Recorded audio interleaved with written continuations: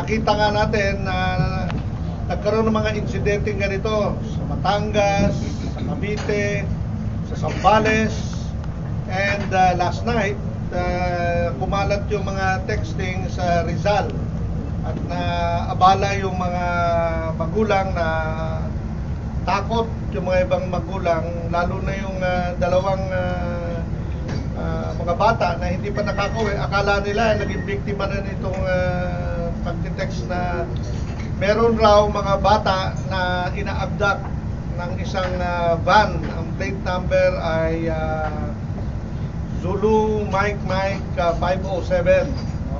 Ngunit nung chinek ito ng Batangas Provincial Police Office last month, ay napatunayan na wala namang ganitong plaka pa na nai-issue ang LTO at ito ay hindi pa nagagawa yung plakang ito. So, itong mga kumakalat na text na to ay hindi totoo. Huwag po nating paniwalaan.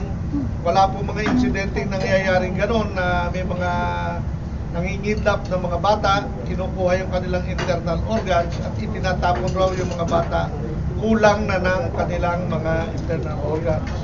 Nakalagay po kasi doon sa text na pagkatapos, please pass. So wag na po natin i-dignify, wag na rin natin i-pass yung mga ganitong malicious text.